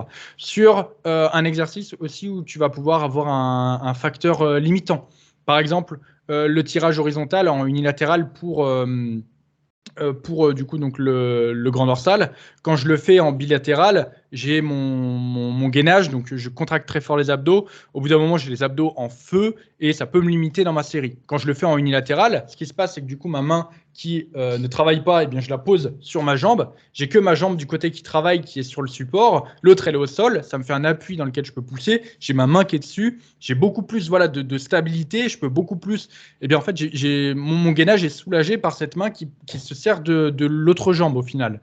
Donc, voilà, ça peut être aussi une bonne idée quand tu peux avoir un facteur limitant ou quand ta stabilité devient un problème, notamment sur la presse horizontale. Quand je me suis pété la dent, en bilatéral, en fait, il y avait tellement de poids sur la presse que j'avais du mal à me tenir et à rester au fond du siège. En unilatéral, du coup, ça a réglé un peu le problème. Je pouvais beaucoup plus, du coup, me tenir. J'avais beaucoup plus de stabilité, etc. Donc, il faut toujours faire le pour et le contre sur les mouvements et voir déjà, eh bien, si tu n'es déjà si tu as le temps, si tu n'es pas trop fatigué, et ensuite, après, tu peux te poser les questions que j'ai évoquées pour choisir si tu dois faire un mouvement unilatéral ou pas. Encore une fois, on en revient toujours à la même chose. Si vous faites un exercice, vous êtes capable de le justifier. Si vous le faites en unilatéral, c'est parce que vous y trouvez un intérêt de stabilité, de confort, d'optimisation, et donc voilà, que vous le justifiez par ces éléments-là. On a répondu à la question. On était vachement vite sur celle-là. Alors, je pense aussi, je vais faire un petit aparté. Je pense que cette question-là aussi, elle était posée peut-être en lien avec un côté plus fort que l'autre. Tu sais, des fois, on a cette idée, c'est vrai aussi, on a forcément un côté plus fort que l'autre, et les gens peuvent penser que travailler en unilatéral va régler le problème de déséquilibre de force entre le côté gauche et le côté droit, que ce soit au niveau des jambes ou au niveau des bras. Alors oui, ça peut régler les choses, mais attention, si vous avez un côté plus fort que l'autre, vous amusez pas à faire tout en unilatéral. Il faut encore une fois que ça reste cohérent, et bien sûr que vous aurez toujours un côté plus fort que l'autre. C'est mon cas, ça doit être ton cas aussi, Denis. Voilà, ce qu'il faut bien sûr après, c'est pas que ça soit non plus lié à une pathologie, dans quel cas voilà, ça se traite avec autre chose que du travail en unilatéral. Ça dépend. Hein. Ce truc-là je suis plus fort d'un côté que de l'autre. Alors, je reçois souvent des vidéos comme ça sur Insta. Ouais. Je regarde et vraiment à 3/4 du temps, c'est comme quand on me dit oh regarde, je suis plus symétrique. Enfin, j'ai un côté plus musclé que l'autre. Il y a de l'ego lift.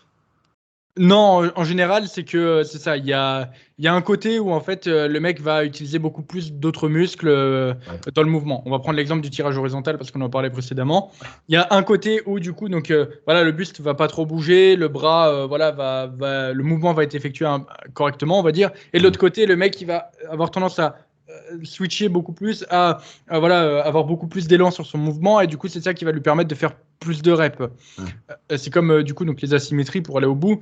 C'est souvent comme ça que j'ai des personnes qui me disent ouais, j'ai des asymétries, regarde mon dos, et je vois il y a du coup donc une omoplate qui est sur l'avant, donc le grand dorsal ressort beaucoup plus, et de l'autre il y a l'omoplate qui est rétractée. Du coup le grand dorsal ressort pas. Donc au final, le mec il fait une fixette dessus, il va se dire oh là là, faut que je travaille en unilatéral. Il va se mettre à faire des séries uniquement pour ce côté-là, pour le rattraper, alors qu'au final. Ça c'est une belle bêtise, ne faites pas ça, attention, n'ajoutez pas plus de volume sur un côté, même si vous êtes persuadé que ça va résoudre les choses. Non, adaptez toujours le même volume à gauche et à droite, que ce soit pour les jambes ou le haut du corps. Hein. Alors moi, je pense que là, c'est l'histoire d'une petite anecdote de mon côté pour ça. Ah, parfait, parce que sinon j'en avais une autre. Ah bah tu la diras après. Ouais. Cette histoire-là de vouloir rattraper un côté, etc., par rapport à l'autre, donc on l'a déjà abordé dans un épisode. Je crois que c'est le spécial Budapest. Donc voilà, il y a 20 minutes où on parle du sujet. Donc si tu veux, eh bien du coup aller l'écouter, tu peux. Mais du coup pour rebondir sur ça et apporter l'anecdote, c'est que donc moi quand j'ai commencé la muscu, quand ça parlait un peu sur les forums, quand tu avais une asymétrie, les gens avaient tendance à dire ça, à dire oui bah il faut travailler plus son côté, etc., qui est faible. Et donc moi au niveau de mes mollets, ce qui se passe, je l'ai déjà dit plusieurs fois, j'ai un mollet, le mollet droit, il est 2 centimètres plus court que l'autre. Ce qui fait que déjà visuellement ça se voit très fortement, mais en plus de ça, bah, du coup j'ai quand même une différence de volume qui est assez importante entre les deux. Du coup, eh bien, moi, voilà, je regardais les forums. Du coup, qu'est-ce que j'ai fait? Je me suis mis à faire du travail unilatéral sur ce mollet-là. Et au final, du coup, donc sur ce mollet, vu comme mon mollet est plus court, qu'est-ce que j'ai? Bah, j'ai beaucoup plus de tendons. Et qui c'est qui a chopé des belles tendinites à cause de, à cause de ça? Bah, c'est Denis. Et aujourd'hui, donc, mon travail des mollets, donc mes séries de mollets, je dois vachement les auto-réguler par rapport à mes steps. Donc, comme je l'ai dit plusieurs fois, je marche énormément. Et en fait, en fonction de là où je vais marcher, eh bien, mes mollets prennent plus ou moins cher. Le gauche, ça va. Le droit, il prend toujours super cher. Et du coup, ce qui se passe, c'est que parfois, quand j'arrive pour ma séance jambes, alors que voilà, j'étais gambadé, que j'ai monté, je sais pas quoi. Alors, Budapest, c'est assez plat. Mais récemment, j'avais été faire des randonnées dans les montagnes de Budapest. Et le lendemain, j'avais le mollet droit. Il était flingué. Il me faisait mal, etc. Je devais faire les mollets. Bah, c'était compliqué. Je pouvais pas. Le mollet gauche, il était frais, mais pas le mollet droit. Donc, j'ai toujours ce mollet qui est un peu plus sensible et qu'il faut que je fasse attention. Et si je fais du travail en unilatéral, bah déjà, il va prendre, voilà, enfin, si je mets plus de volume, ce qui va se passer, c'est que bah, du coup, je vais amplifier ce phénomène. Et au final, bah, si derrière, je me retrouve avec des douleurs au mollet pas possible et que je peux pas les faire, bah, il n'y a pas d'intérêt. Autant continuer à faire en bilatéral et à faire le même volume pour les deux côtés. En plus, ça sera moins chiant, ça ira plus vite, ça me prendra moins d'énergie et je pourrai les entraîner beaucoup mieux. Et depuis que je fais plus ce truc d'unilatéral, eh bien mes mollets ils progressent bien, ils progressent à leur vitesse tranquillement, comme des petits mollets tout mignons. Mais voilà, j'ai plus de problèmes parce que sinon on cherchait à faire ça. Souvent c'est sur les biceps aussi. Les mecs ils ont des biceps courts, ils se disent oui moi il faut que je fasse des mouvements avec les bras en arrière du corps. Allez hop, tendinite. Tendinite, ouais. Ben, ça rejoint un petit peu l'anecdote que je voulais citer. C'était un mec qui faisait du développé couché, mais vraiment avec un ego lift à son paroxysme. C'est-à-dire que vraiment, il faisait un mouvement, mais t'avais tout qui décollait, le cul, les jambes, tout. T'avais tout. Et le gars, il me disait, putain, j'ai un pec, il est tout petit par rapport à l'autre, faut que je fasse de l'unilatéral. Il faisait ça, sauf qu'à force de faire plus de volume, parce que du coup l'idée c'était de rattraper le côté qui était déséquilibré, et donc de faire 2 fois plus de poussées sur ce côté-là, et bien il s'est créé une grosse tendinite au niveau de l'épaule, donc du coup il pouvait plus entraîner le côté qui était déficit musculaire, et l'autre côté, bon bah voilà, il était à sa place. Et tout ça pour dire que le problème n'était pas de travailler en unilatéral, mais bien de revoir sa technique, d'avoir du coup une bonne charge de travail et surtout un bon mouvement. Parce que le gars, il était parti dans un délire de non, mon mouvement il est nickel, il est irréprochable. Il faut juste que mon petit pec droit là, c'est lui qui chie dans la colle parce qu'il montait en travers à barre développé couché.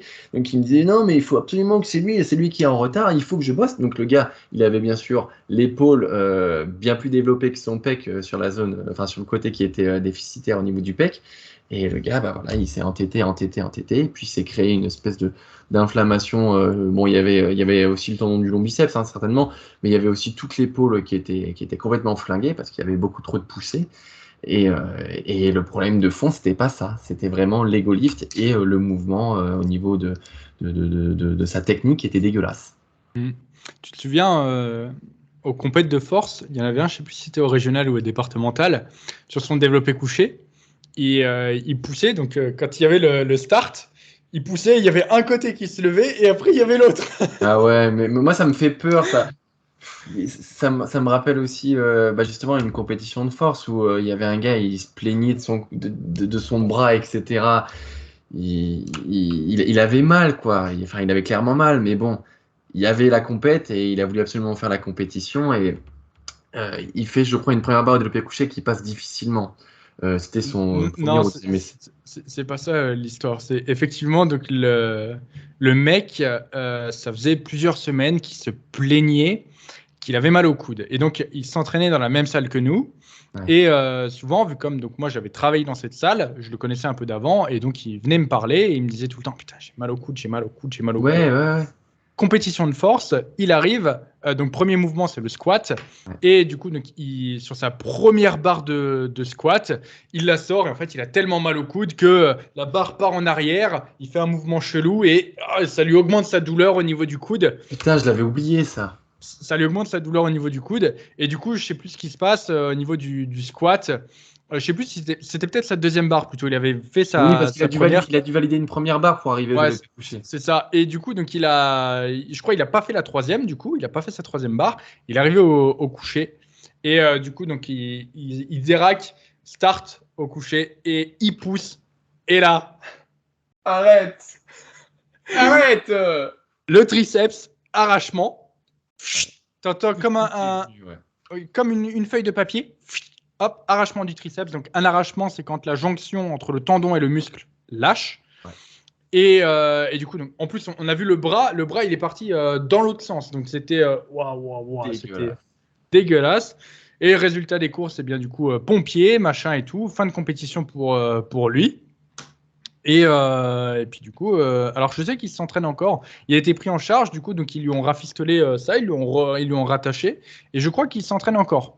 Peut-être bien, mais voilà, tout ça pour dire que le gars, il avait une blessure pas possible. Enfin bref, on s'éloigne complètement du sujet là. Ça n'a plus rien à voir avec unilatéral et bilatéral. Mais ouais, le gars, je m'en rappellerai toujours, quoi. Il avait mal, mais il s'est entêté jusqu'au bout, quoi, jusqu'à obtenir la blessure, parce qu'il n'y avait aucune sortie, enfin une autre sortie possible, il n'y avait que celle-ci qui pouvait arriver.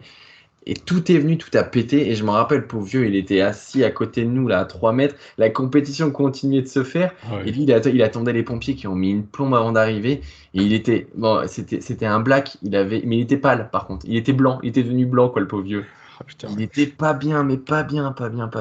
Cette compétition, c'était n'importe quoi. N'importe quoi. La compétition, déjà, le plateau, il n'était pas droit. Ouais.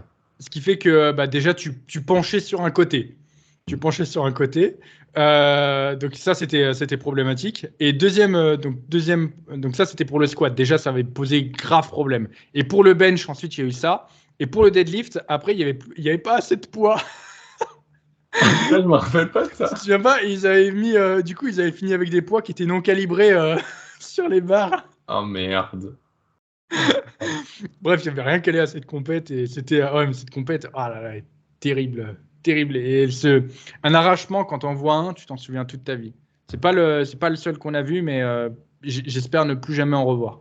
Ah, j'espère aussi. Et puis surtout que après, quand même, la réhab qu'il y a derrière, elle est très longue et allez, dans 90% des cas, tu retrouves pas la mobilité complète et tu retrouveras sans doute pas non plus tes perfs d'avant quand même, hein. Faut être réaliste, hein. Quand tu t'arraches quelque chose, ça met quand même pas mal en doute et en péril ta progression et un retour à la normale, hein. Bah, tu sais que la presse Hoist de ma salle, elle a été pétée par un mec. Quand je suis arrivé à Budapest, j'ai fait une vidéo sur le genou recurvatum. Ah yes. Et Oh putain, mais t'es dégueulasse, bienvenue sur les blessures, j'aime pas ça. donc le genou recurvatum, c'est le fait que lorsque tu fais une extension du genou, eh bien ton genou va un peu plus loin, ce qui fait que eh bien lorsque tu loques tes genoux sur la presse, eh bien c'est dangereux. Il y a une très faible proportion de la population qui a ça, donc la plupart des gens peuvent loquer les genoux sur la presse, sur le hack, il n'y aura jamais aucun problème.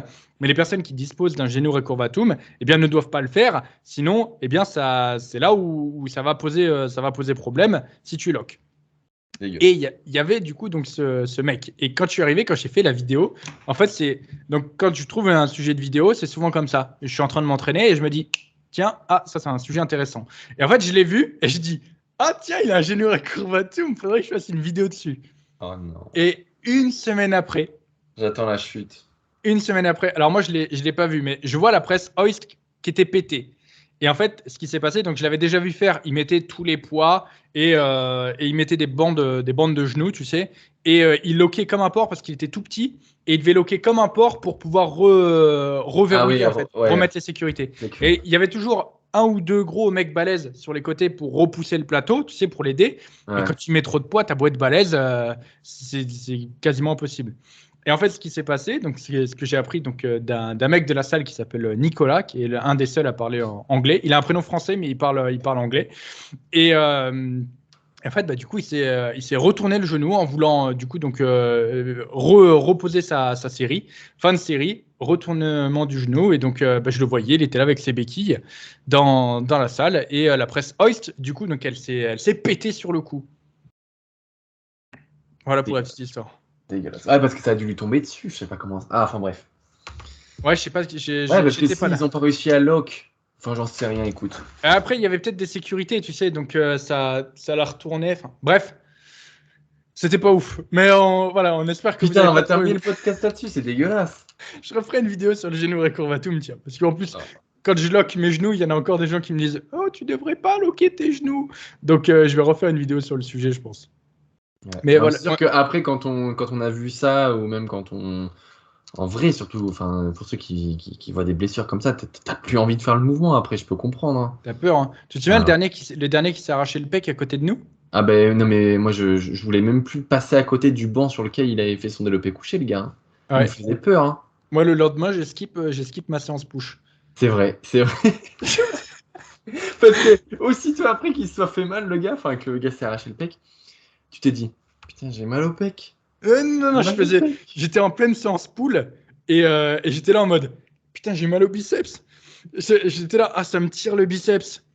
Ah la vache, j'ai un doute là. Je ne sais pas si je vais continuer la séance parce que c'est vrai que un arrachement du pec, c'était horrible sur un développé couché. Encore une fois, j'ai fait une vidéo sur lui. J'ai fait une vidéo sur le sujet, sur l'arrachement du pec, sur comment c'est arrivé. Parce que bah, du coup, Moi j'ai demandé de ses nouvelles la dernière fois, on m'a dit que il avait repris son travail, mais bon, il est toujours pas revenu à la salle, mais je sais même pas s'il reviendra un jour à la salle. Je sais pas. En tout cas, voilà, j'ai pris de ses nouvelles.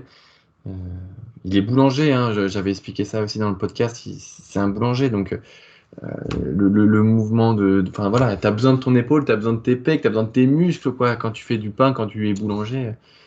Donc je sais pas trop comment il s'en est sorti parce que. putain, Enfin, bref. on a fini sur les blessures sur le podcast alors qu'on était sur l'unilatéral. Je me disais, on avait répondu un peu trop rapidement à cette Putain, on a question. digressé, mais très très fort là, mon doudou. Il fallait rajouter 20 minutes de plus au podcast. En plus, on devait faire un podcast court. On est à 1h20 quasiment. Ouais. Je pense que mon frère, on va arrêter le podcast. On va arrêter le podcast ici. Yes. Parce que du coup, donc, j'ai pas mal de choses à faire avant mon départ. Ouais. Et surtout, prochaine étape, prochain podcast en IRL, tous les deux. Alors, ça dépend, parce que ça va être de l'organisation aussi.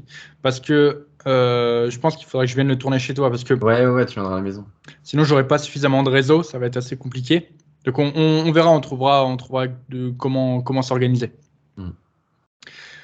Ok, donc, ben, écoutez, n'hésitez pas à nous faire des retours sur ce format un peu plus court de podcast. Au final, il n'est pas vraiment plus court que d'habitude, mais n'hésitez pas quand même à nous faire des retours. Aussi, dites-nous en commentaire la pire blessure que soit vous avez eue, soit du coup vous avez vue. Pour du coup, et si vous savez pourquoi c'est arrivé, par exemple à cause d'un manque d'échauffement, etc. Comme ça, les personnes qui passeront par la section commentaires pourront voir les erreurs à ne pas faire, entre guillemets. Donc, il y aura une petite morale à récupérer dans les commentaires. Donc, voilà pour ce podcast. Et si vous l'avez aimé, n'hésitez pas du coup donc aussi à liker. Rémi, c'est toi qui gères les évaluations Spotify. Ouais, Spotify et puis même sur Amazon Music depuis peu. Mais voilà, vous pouvez retrouver ce podcast sur la plateforme Amazon Music, Amazon Podcast, au 0RR Podcast, bien évidemment. J'irai voir, je crois bien que là-bas, tu peux regarder le nombre d'abonnés, d'abonnements. Donc n'hésitez pas à vous abonner, à suivre le podcast sur cette application-là. Ouais, maintenant, je crois, on est sur toutes les plateformes. Au début, on était sur 3 plateformes, il me semble. Ouais. Après, du coup, on a rajouté Google Podcast, on a rajouté Deezer On a rajouté, je sais même plus ce que j'ai rajouté derrière. J'en ai rajouté plein. Et du coup, ouais, Amazon Music récemment. Donc, ouais, on est partout, j'ai envie de dire. Donc, voilà, vous avez plus d'excuses maintenant pour pas écouter le Zéro RR podcast. Exactement, on approche des 300 notes sur Spotify, toujours 5 étoiles. C'est un bonheur de voir l'engouement qu'il y a pour ce podcast. Ça me fait vraiment extrêmement plaisir. Donc, enfin, ça nous fait, parce qu'on peut parler aussi euh, tous les deux. Merci encore. Continuez voilà, de nous partager vos retours, nous proposer aussi des ajustements. Là, ce que vous avez peut-être pu voir, c'est mon amélioration technique au niveau de la caméra et au niveau du son. J'ai essayé, voilà, j'ai eu ces petits cadeaux pour Noël, donc j'essaye d'améliorer un petit peu la qualité des outils qu'on utilise pour le podcast. Donc dites-nous si ça vous convient aussi. Et on est preneur de toute critique constructive, encore une fois. Et s'ils disent non, ton son est dégueulasse, tu vas faire quoi? Ah bah je crois que j'ai 2 ans pour le ramener, donc je pourrais le ramener. Ok. Les gardes de Ben, la boîte, tout. voilà qui conclut bien cet épisode du Zéro RR podcast. Donc, si vous l'avez aimé, n'hésitez pas à commenter, liker, etc. Et puis écoutez, on vous dit à très bientôt dans le prochain épisode du Zéro RR podcast. Salut!